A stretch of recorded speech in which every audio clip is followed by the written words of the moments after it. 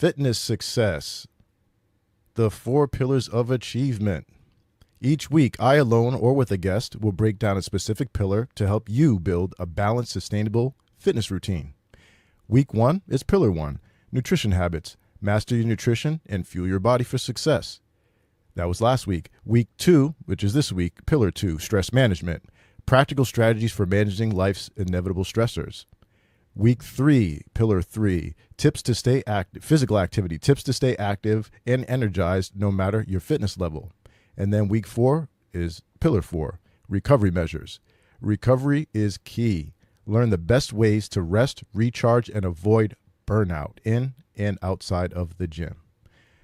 We're at the second Monday of the month, so our focus tonight will be on Pillar 2, as I said, stress management. And being December, I thought it made sense to carry on with the holiday theme. Professionals and entrepreneurs often face some specific challenges when it comes to stress management during the holidays. So let's get into some of those challenges, and while we're at it, come up with some solutions for them. Are you a professional or entrepreneur? What are some of your holiday season stress management challenges that you have? Share them with me right here in the comments. Remember, engage. Tonight, I have a few guests joining me. We're going to talk about managing stress during the holiday season. Let's dive into some of these challenges and figure out solutions for them. But before we do, let me bring the guests out and get rid of this. Got all this stuff in the way today. Oh my. All right. Hey, that's a good view. How are you ladies doing? Good, thank you. How are you? Great, thank you. Excellent. So we have Casey, which is a real estate attorney and an entrepreneur. And we have Tiffany, which is also, well, she's a real estate agent and she also has a business. Would you both like to just give quick intros about yourselves? Just your name, what you do, your business, your name, whatever, and then anything else that you like, and then we'll just get into it. Sure. So I'm Casey Cole. As Jason said, I am a real estate attorney at Harmony Title, practicing in Massachusetts and Rhode Island. And I'm Tiffany Lopes. I'm a realtor with Keller Williams South Watapa, aka the Real T, and I am practicing in the Fall River, New Bedford area. The Real T, love it. All right, Tiffany. Awesome. So let's go ahead and dive into some of these challenges and figure out some solutions for them. Like I said, let's talk about, so here we go. So I have some talking points here, right? And then I'll kind of say what the problem is, and I'll give a real world like example, and then we'll come up with some solutions, and then I'll have that real world solution too, just in case we don't hit it. So the first challenge, irregular schedules leading to poor health habits. So the problem here, the busy holiday season often throws schedules off, causing skipped meals, missed workouts, and disrupted sleep as well. At home, has this ever happened to you? Chime in and let us know in the comments. I see a couple of people watching. All right, Tiffany, Casey, I don't know who wants to start, but I'd like to know, has an irregular schedule ever thrown you off as far as workouts and eating? Go ahead, Tiffany. I can definitely for sure say that that's a big pitfall for me. And I think one of the greatest pieces of advice that I have gotten from my business is time blocking. If it's not on your calendar, it doesn't exist. And time blocking has been a huge help to me. Everything I do is in my calendar. It is written down. And when I say everything, I don't just mean appointments with people and things that I have to do as far as meetups and doctor's appointments and listings and things of that nature. I mean, if I have to mop the kitchen floor, it's on my calendar. If I have to take the dogs to the vet, it's on my calendar. If I want to take a walk around Watapa River because that's in my personal health schedule, then that's on my calendar. No, that's an awesome. So you already have some solutions on that, and it has happened. Of course, that's why we're talking about it, right? Because it does happen. What about you, Casey? Oh yeah, it happened today. Today was one of those days, and those days are going to happen. I think one thing that can help is when you have some free time, maybe on a Sunday or, whenever your slower day is, just to try to plan ahead, try to prep a little bit, or have like some emergency healthy snacks stashed in the car if you're on the road and you're not, you don't know if you're going to be able to stop, because it's easy to stay on track when you're home and you have a consistent schedule. But when we're all over the place, you gotta be prepared for the unexpected. No, that's great. So I have a real world example of the problem here of regular schedules leading to poor health habits, or it could potentially anyway, and we want to stop that. And we already have some great solutions, and we'll make sure that we cover them all. So picture a real estate agent has back-to-back showings, right? And then it's followed by a holiday networking event. What would the solution be to avoid poor health habits in this scenario where your whole day is taken up back to back with showings? Your days can be taken up with that, and then have a holiday networking event to boot after that. You ain't doing nothing after that. So, you at home too, by the way, what would you do in that situation that I just explained? Back to back showings and then a networking event, holiday networking event after. Let us know in the comments. But you guys kind of already gave the solutions of what you would do. So let me go ahead and read through this here with the solution that I had, or the solutions I had, and see if we can come up with anything else. If not, we'll move to the next, which is fine. But this is awesome because it's giving people some insights on real world solutions and what happens with these. So that agent, right, that had back-to-back closings and then a holiday networking event after the fact, what if instead of relying on the party's buffet or the food that they got there, right, because it's not going to be anything good, they pack a high protein snack. Oh, Casey said something like that, right?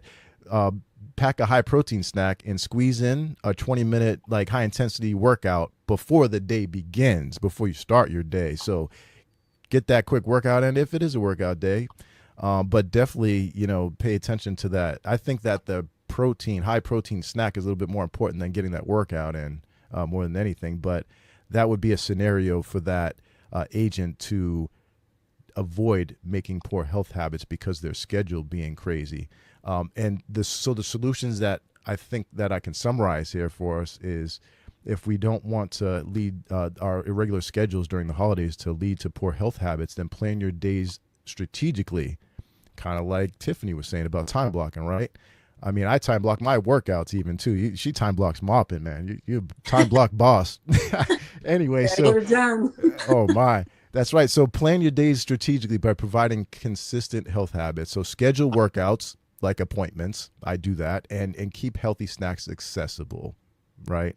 So what are some ways you found to prioritize your health during a busy schedule? That's for you guys at home, because we already know Tiffany and Casey what they would do. If you're playing along at home, live or watching the replay, please share some of your solutions in the comments. All right. You guys want to move on to the next one? Sure. All right. Go ahead, Casey.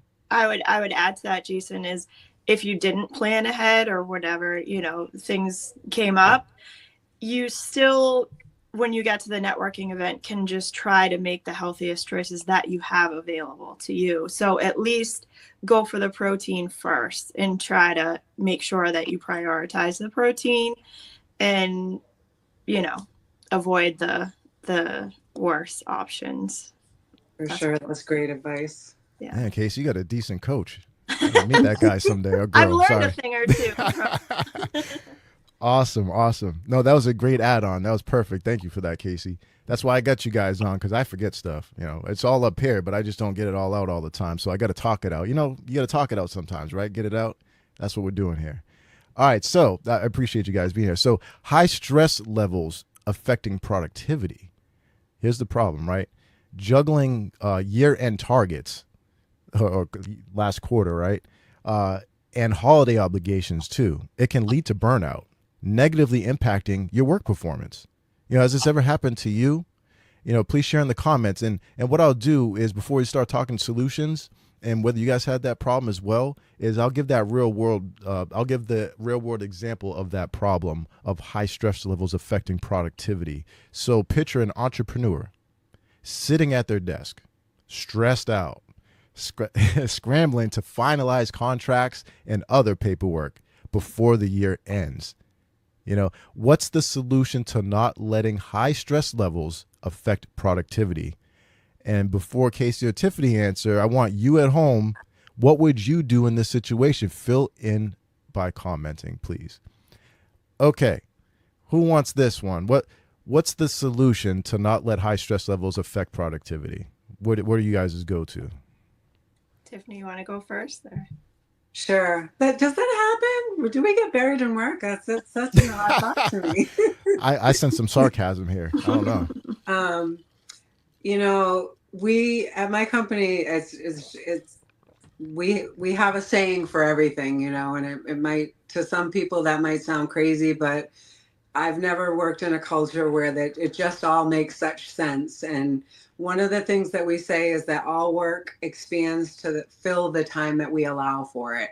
And what we mean when we say that is that when you give yourself a certain amount of time to get things done, it's going to take that amount of time to do it. So if I say to you, I'm going to give myself, until 5 o'clock to get these papers finished, that's how long it's going to take me. But if I say, I've got to get this stuff done and I've got to get it done before noon, I'm going to compress myself and I'm going to make sure that before noon I deliver on those results. So a way that I can decrease my stress level is by making sure that I set myself reasonable expectations in order to make sure that I meet deadlines, but they're reasonable in the sense that I don't want to talk in a circle here, but they're reasonable in the sense that I know that I'm giving myself enough time to get it done, but I'm not leaving the gate so wide that I can keep pushing it off and pushing it off and pushing it off, because we tend to do that and the stack gets higher and higher and higher. If that makes sense. Total if sense. that makes sense. Definitely. If you manage the expectation, it tends to keep the pile from heightening. I love that. I take that approach to all clientele, whether in real estate or fitness too. Expectations are huge. Expectations.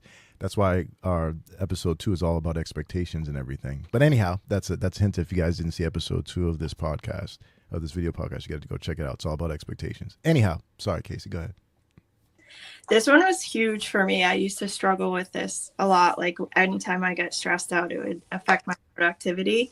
And we've worked on this together. So I found that meditating has helped me tremendously. Just 10 minutes in the morning. If you can't do 10 minutes, do 5 minutes, do 2 minutes, whatever you can do, but consistently. And that's helped me when I'm in the moment, when I'm feeling a lot of stress and I'm feeling like I'm not getting a lot done because I jump from one thing to the next trying to get too much done at one time. Just take a breath, slow down, and try to do one thing, get it done before moving on to the next thing. So that strategy has helped me a lot.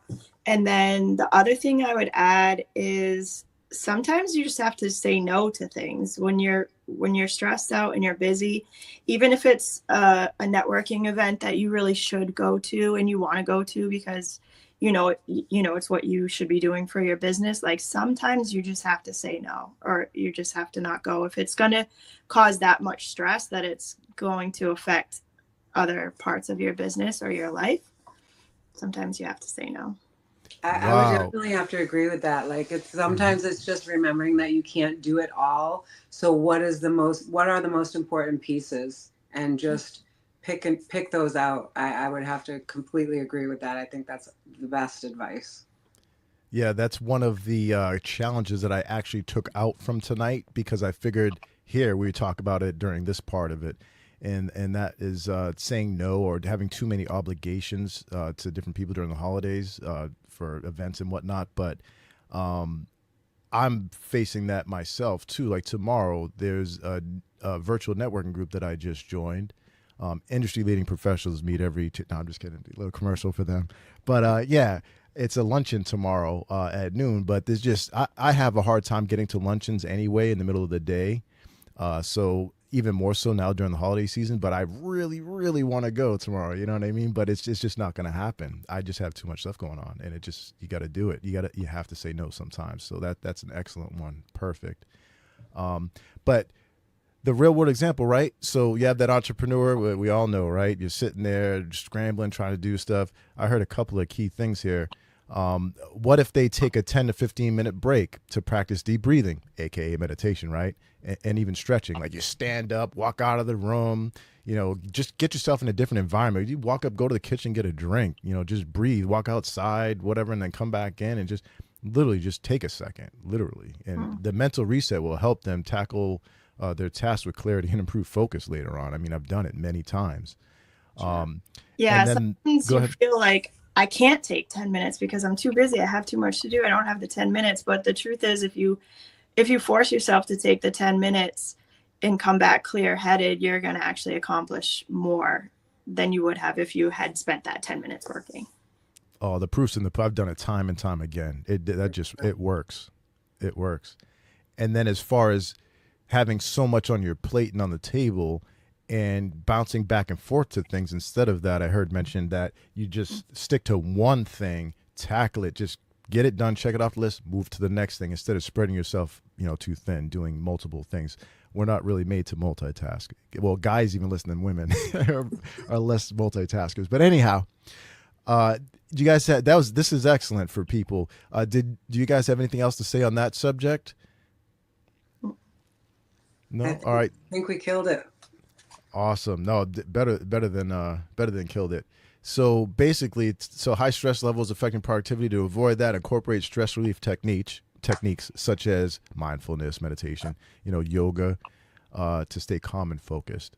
And at home, have you ever tried deep breathing or meditation during a break like we've done? And if you did, how did it make you feel? Again, if you're tuning in live or on the replay, please share with us in the comments.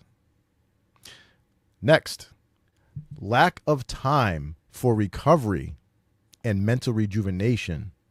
So the problem, long hours and constant multitasking leave little time to unwind, impacting mental clarity and overall health. Have you ever fallen into this hole? You know the drill. Please share with us in the comments, you at home. I'm going to give you a real world example of that problem real quick. So, of lack of time for recovery or mental rejuvenation. So, as a real estate professional or an entrepreneur, we've all been there. Back to back, 10 to 15-hour days, just crushing it, crossing stuff off the list, leaving little to no time to unwind. What's your plan for recovery? What would you guys do? What's the solution to this to make time for recovery and mental rejuvenation? I guess I would say similar to what I was saying with when you take the few minutes to meditate, it will help you be more productive. The same is very true for getting a good night's sleep. And I very much prioritize my sleep. I have to. So sometimes, you're working late and it's getting later, you're getting tired and you feel like I have to get this done before I go to bed. But the same thing is true. You're not going to be doing as good of a job as you would be if you were well rested. So I have to kind of tell myself that, like, mentally, to feel like I'm not, like, I don't feel guilty about going to bed because I'm like, well, I'll do a better job in the morning, and I will, than I would if I stayed up until 1 a.m. working on a project. So I would say just giving yourself I give myself a bedtime, and it is what it is. I'm shutting this computer off at 9 p.m. and you have to. I feel So the set same. boundaries. I feel the Same thing. same. I mean, I talk about time blocking, and I mean, I wouldn't go so far as to say I time block a bedtime, but I do time block in the evening for journaling. I journal every evening, and that's a way I sort of start to decompress from my night. Is I sort of just journal out my day or whatever it is I do, and that's sort of a way I start to bring myself down, gets my energy level to work slowly and unwind, and that's when I know I'm wrapping up my day. Anything after that is about me, whether it's, sitting and having a conversation with my husband or meditating or doing some affirmations before I go to sleep or whatever it is for myself. But that's my time, and if it's not a 5 alarm situation, then it's not happening for any time after that until tomorrow morning. No, that's great. You guys came up with some pretty cool strategies for this. Recovering. So basically, really pay attention to bedtime and just do it. Like Nike says, just do it. And make sure you get that time into sleep. And no, that time blocking seems to be a theme here. Time management is really big here. I actually last night, this morning, I should say, I probably got to sleep about 2:30, 3 o'clock because I was working. And I mean, it was just a weird day for me, and it happens. Jason, do you need a coach? Coaches need coaches too. I did have one at one point a while ago to bring my physique to the next level, but anyhow, that's a different story for a different show. I think we've all been in that situation where we have burned the candle at both ends, but there comes a point where those two ends meet and you realize this isn't going to work and something's got to shift, and it just burns you out. You can't do it anymore, and you realize that as high as you're prioritizing everything else, you need to make yourself that high of a priority as well, and you got to make a shift. No, you're not lying. That's right. I mean, I even, because of that, there's no gym this week because I'm focusing on work mostly this week. So fitness is, as far as the physical activity, is going to fall by the wayside a little bit because of networking events and work trying to get done. But no big deal. It kind of comes at a welcome time anyway. It's semi-planned in a way because I've been so consistent for so long. I do typically take time off during this time as for the fitness side of things, and I end up boosting my other work because taking care of yourself takes time too, getting to the gym and all that. But anyhow, so that what if you scheduled a massage at the end of a particularly demanding week? It's another thing you can do. For sure. The relaxation will help you recharge and return to work and with improved focus and energy, just like getting to bed on time and taking care of that is a huge difference. So schedule recovery activities such as massage therapy, meditation, or even a leisurely walk to reset both physically and mentally. So basically block some time off for. Oh, I think we lost Tiffany. We'll wait for Tiffany to come back on. So lack of time for recovery and mental rejuvenation, time block and make time for it because it is important. I want to know from you guys at home. We'll wait for Tiffany. How do you currently recharge after a demanding week? Do you do anything at all? No matter when you're joining us, live or the replay, feel free to share in the comments. I don't know, Casey. You want to talk for a second and see if Tiffany comes back on the next 2 minutes? We'll kind of yeah. So you had a crazy day today, huh? I did. Threw you all off, but did you die? I didn't die. I'm still here. You're still here. Probably working past 9 p.m. tonight, but you got to do what you got to do. But I will not sacrifice my sleep. I'll make sure I get plenty of sleep. Oh yeah, I made sure to get a couple of extra hours of shut eye in the middle of the day today, so I kind of have a weird work schedule. I worked in the morning, took a little bit of a nap so that I can work throughout the evening. I'll be working well past this show, but at least I'll probably get into bed about 11:30 or 11:30 tonight, and then I'll be back on regular schedule tomorrow. But yeah, it's crazy. You got to take that time to recover, because if I didn't and I just continued to work, that's when all of a sudden you kind of, like Tiffany was saying, both of the ends of the candle kind of touch at a point, and then you just start to make mistakes, and it's just you just should stop, because you're going to make more mistakes than anything. I find that I get sick easier too. I don't know if that's just me, but when I'm not getting enough sleep, I feel like I tend to get sick easier, even if it's just a cold or, like little sniffles or whatever. Like, that's not good. You don't want to be pushing through that. You want to rest and try to beat it before it gets worse. So. Right. Oh, good timing, Tiffany. Perfect. Hi. Perfect time. We were just talking, wait for you to come back. It's all good. I don't know what happened. I fell out for a minute, but I'm back. Oh, well, that's okay. So we just finished up, of course, with lack of time for recovery and mental rejuvenation. But this one kind of goes with it. This next one, feeling guilty about taking time for yourself. The problem, right? Many professionals and entrepreneurs, they struggle to balance self-care with a demanding work ethic. Can't shut that stuff off. I'm telling you, especially during the holidays. You at home, do you have the same struggle? Let us know in the comments, even if you watch it on the replay. And like I said, I have a real world example of this problem before we get into some of these solutions. So, because I know that you guys have felt this way at one point.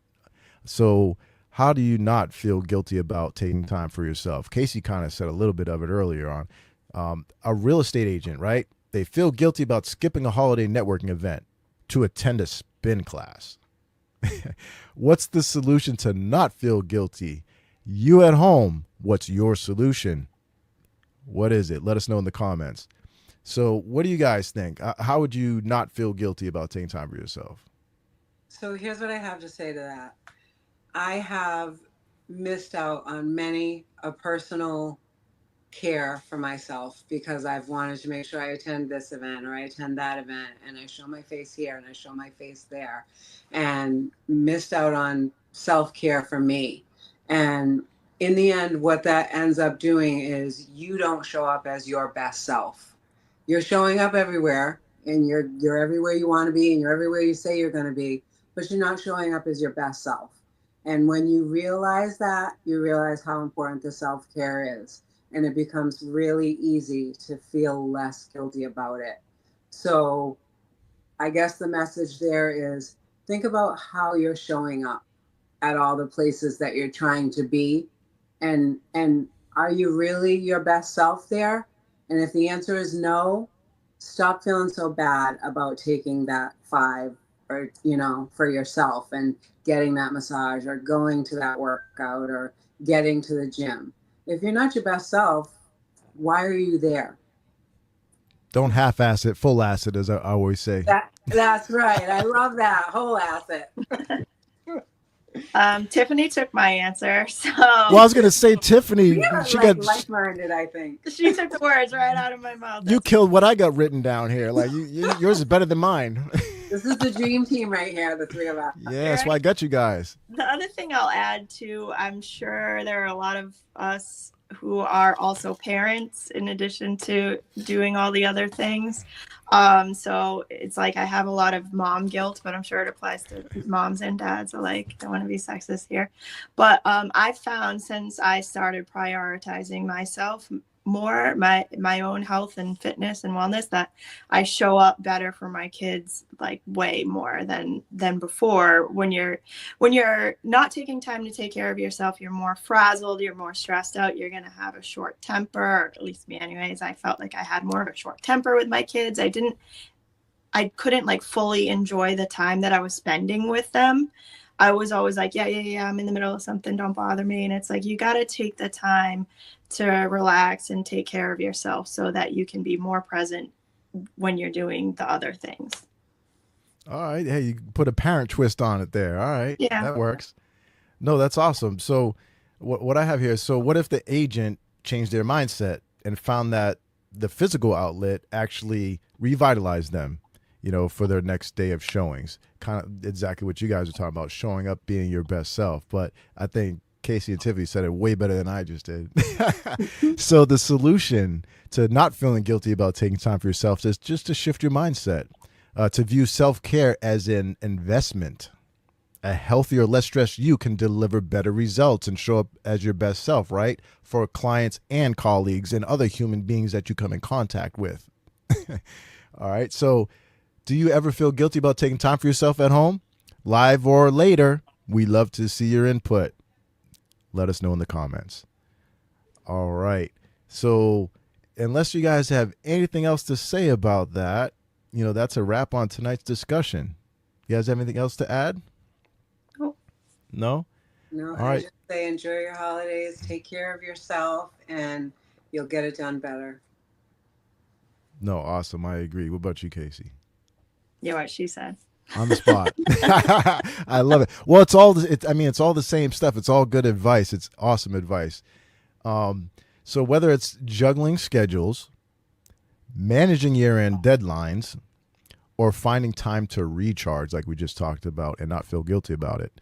We've covered practical ways to tackle these challenges head on. Remember, prioritizing your well being isn't just self care, it's smart business. Thank you to our guests for sharing their insights, their awesome insights, and to everyone tuning in live or catching the replay. Don't forget to drop your thoughts, challenges, and solutions into the comments so we can see them. We will engage. Let's keep this conversation going and help each other out and thrive throughout this holiday season. Thank you, guys. Thank you for showing up. Thanks for me. Awesome. Looking forward to having you guys on in the future. Bye. Bye. All right. Okay. Let me get situated here, guys. All right. That concludes the Fitness Success, the 4 Pillars of Achievement segment for this evening. Next Monday, we will be discussing Pillar 3, physical activity, tips to stay active and energized no matter your fitness level. Want to be a guest and participate, or maybe get your questions answered on the show? All you have to do is ask. Let me know in the comments and we'll make it happen.